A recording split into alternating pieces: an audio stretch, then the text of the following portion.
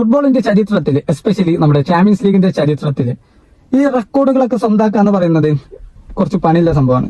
അപ്പൊ അത്തരത്തില് ഒരു റെക്കോർഡ് നമ്മൾ ചിന്തിക്കുമ്പോൾ ഒരു നിലവിലത്തെ പ്ലേയേഴ്സിനൊന്നും അത്ര പെട്ടെന്ന് എടുക്കാൻ പറ്റാത്ത ഒരു റെക്കോർഡ് വിനീഷ്യസ് ജൂനിയർ, റിയൽ മാഡ്രിഡിന്റെ നമ്പർ 7 ബ്രസീലിന്റെ ഒരു നെക്സ്റ്റ് ഹോപ്പ് വിനീഷ്യസ് ജൂനിയർ സ്വന്തമാക്കിയിട്ടുണ്ട്.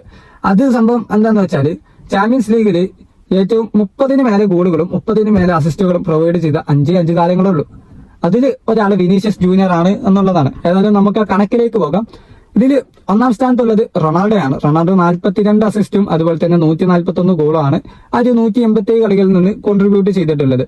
പിന്നെ മെസ്സിയാണ് 129 ഗോളും 40 അസിസ്റ്റും മെസ്സിയുടെ കണക്ക്. പിന്നെ തോമസ് മുള്ളർ 57 ഗോളും 30 അസിസ്റ്റാണ് മുള്ളറിന്റെ കണക്ക്. പിന്നെ നെയ്മർ ജൂനിയർ ആണ് 43 ഗോളും 33 അസിസ്റ്റും.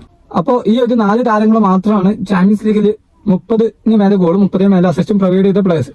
ഇതിൽ ഇപ്പൊ വിനീഷ്യസ് ജൂനിയറും എത്തിയിട്ടുണ്ട്. വിനീഷ്യസ് 33 ഗോളുകളും 31 അസിസ്റ്റുകളുമാണ് ചെങ്ങായി പ്രൊവൈഡ് ചെയ്തിട്ടുള്ളത്.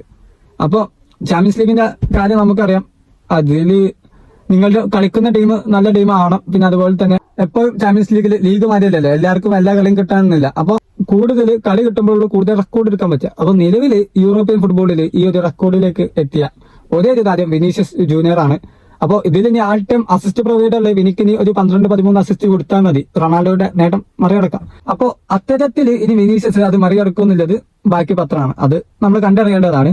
ഏതായാലും ഇതിനെ പറ്റിയുള്ള നിങ്ങളുടെ അഭിപ്രായങ്ങളും കാര്യങ്ങളും തീർച്ചയായും കമന്റ് ചെയ്യുക. നമ്മുടെ വീഡിയോസ് ഉപകാരപ്പെടുന്നുണ്ടെങ്കിൽ ലൈക്ക് ചെയ്യുക, ചാനൽ ഒന്ന് സബ്സ്ക്രൈബ് ചെയ്യുക.